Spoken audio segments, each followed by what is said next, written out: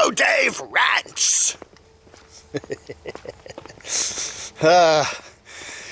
I think, I don't know what it is about the nomads, nomadic life, people living in their RVs, their cars, on their scooters, their Class A, B, C, their fifth wheels, however they decide to do it. I really find that interesting, fascinating, oddly compelling. Again, it's not just so much the nomads. I mean, people that go take off for a little while in their RV for a vacation, okay, that's cool. But the people I am really fascinated by, I guess, are the ones who, go off solo and choose to live by themselves full time. They just literally disconnect from the, what do you call it? The static world. Get rid of the apartment, get rid of the house, and they go in for mobile living full time by themselves. Those to me are the most fascinating people. Again, do I like them all? No. Do I dislike them all? No. I mean, some I like, some I don't like, but I just find it fascinating. And, we do have nomads who go off for various periods and then come back to their families or come back to their apartments or their homestead or whatever. But I am fascinated by the ones that just get out on the road and stay there, Now, even those people that, go out by themselves in their vehicle to live on their own, don't end up spending all their time on their own. We have the tribe. We have a whole bunch of people like that who congregate with other people. They find other people on the road they like, and then they kind of hang out with them, all right? We see that a lot now. That kind of thing. We see other nomads that seem to find certain places that they like. Solo nomads. New Mexico or Arizona, places in Arizona, quartzsite. They spend a good chunk of their year there. Either hanging out with others, some of them do both. They hang out with friends at places that they like, and they do that. And as they get older and older, they kind of gravitate to doing the same things. And that's common human nature, I think. But again, the problem is doing this all in front of the public. People have probably been doing stuff like this for a long time.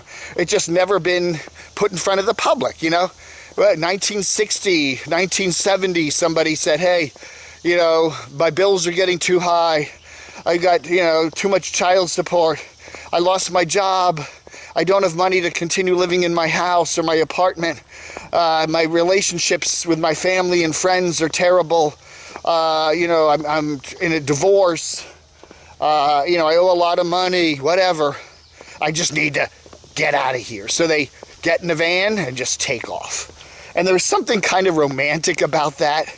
And, they were probably doing that in the 60s and 70s and 80s and 90s.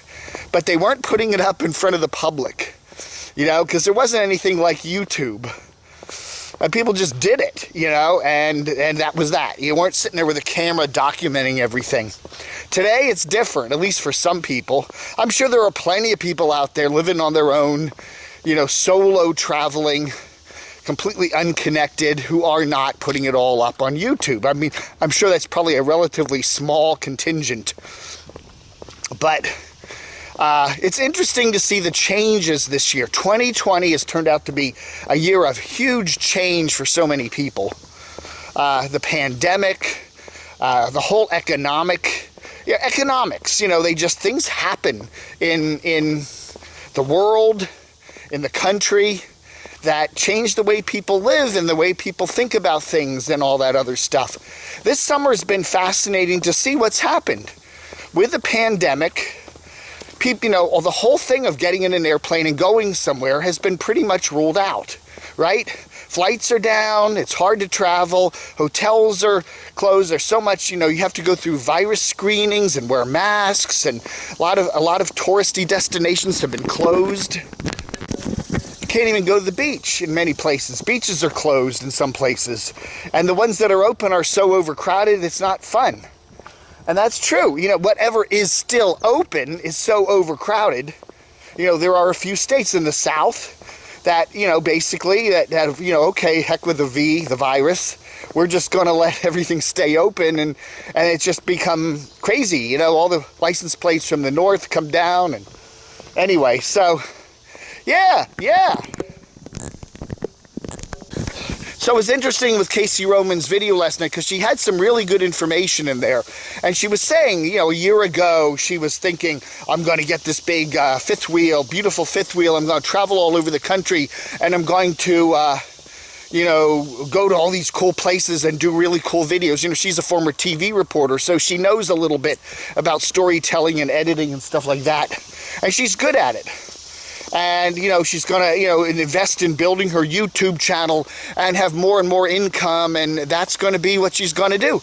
And she didn't plan on the pandemic. She didn't plan on the economic issues that were related to that. She didn't realize that, you know, most of the places she wanted to go were going to be closed, that even the campgrounds are going to be jammed. There's no place to park. A big vehicle like hers, you can't just, you know, boondock it, you know. It doesn't, you can't just park it on a street and sleep in your van and pretend like nobody knows you're there. You can't do that in a big fifth wheel. She said even Walmarts now, they're closing overnight and not allowing camping overnight.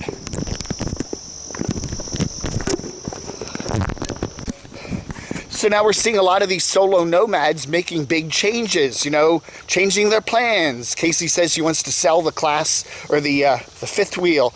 We have Sasnak, who's going to be wanted to buy a truck again and go out and do his channel, highly popular channel, traveling all over the place.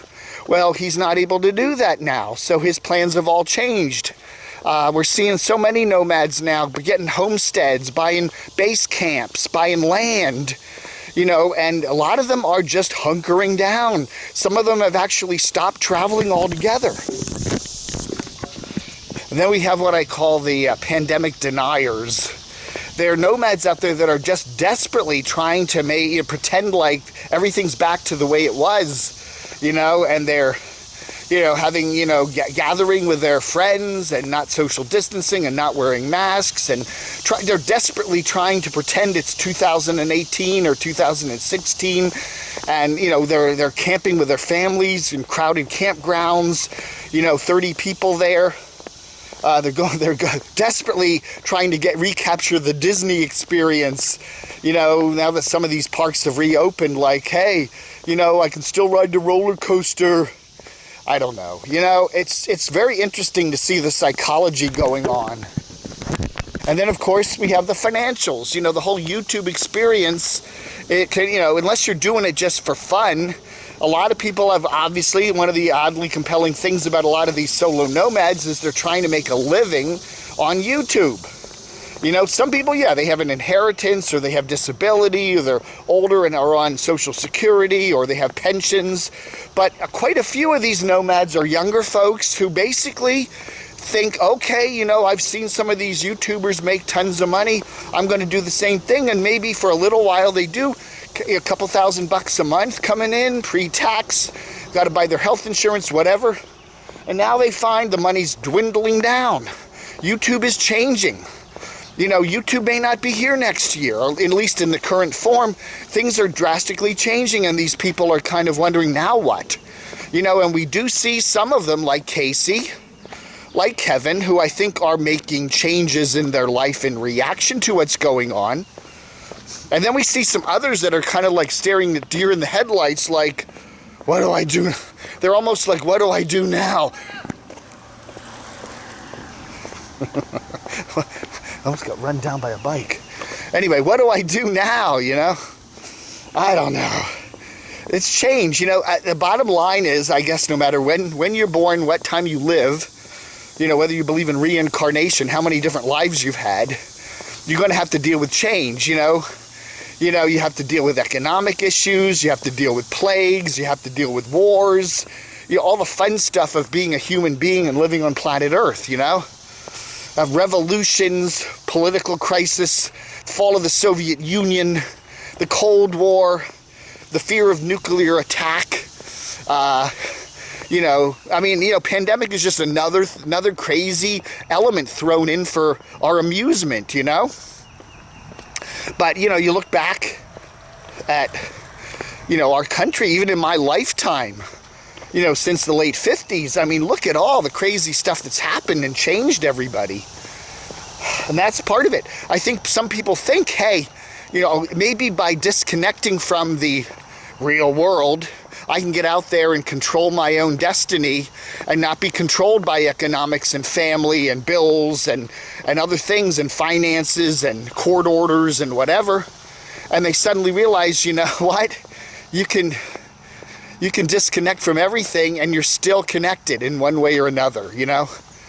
That old, you know, greenback dollar financial thing. You know, there's really, you can't just, at least in our current capitalistic society, or pretty much anywhere in the world, you know, you got to pay for your food. You got to, there's some way you got to do that. No one's going to just give you stuff. And yeah, you produce content for people, and, you know, every night they turn you on, like, you know, we're watching Seinfeld, oh, let's watch Camper Van whoever, you know? And 10 minutes, 15 minutes, I enjoy watching that. Yeah, I'll give her some money, give him some money. How long is that going to go? Ratings. It's like the ratings. You know, ratings of television shows, they go up and then they come down.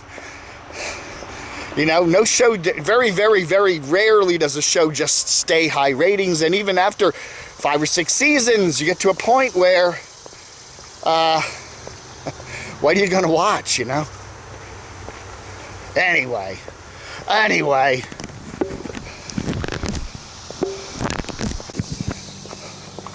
think the one thing I guess that holds true is that no matter how much you think you're an individual, no matter how much you try to split off from the group in society and become a solo nomad and disconnect from the rest of the world, your family, your friends, the financial system, the bill wheel, no matter how much you try to do that, you can never completely get away from it. That no matter what, we are all a community here on planet Earth, the human community, and what somebody does somewhere else, what somebody does in a lab in China affects us all. You know what I'm saying? Yeah, somebody in India, somebody in Africa, somebody in Europe. Look at all those people in Europe that have decided to fight with each other and how that's affected us over the 200 plus years of this country. You know, a war in Southeast Asia completely caused a revolution here in the United States of America back in the 60s and 70s. It's amazing how we are all one big community, not even a country community, but more and more so an international worldly community. And what happens way over on the other side of the planet today affects us all. And it's amazing how even today's nomads who try to disconnect from everything find they can't completely do it, and they're still affected, like we all are, by all this other stuff. You know, we've become a much smaller world in the last decade, the last century. We can now literally get on an airplane and fly to the furthest points on the other side of the earth in a day. You know, that's never been possible before in, you know, the thousands and thousands of years of human history. So we are all one big community here, like it or not. And no matter how much you try to isolate yourself, you know, whether you're a prepper living out in the hills of Wyoming somewhere, thinking you are immune from it all, you're really not. Then you can try all you want, you know, and you can try to isolate yourself and shield yourself from life's issues. But I think we're finding the commonality is, and what's interesting to watch about and uncover about these solo nomads is how you really, really, no matter how hard you try, you can't get away from it all. It's going to always come back to bite you. All right, that's it. Vlog under.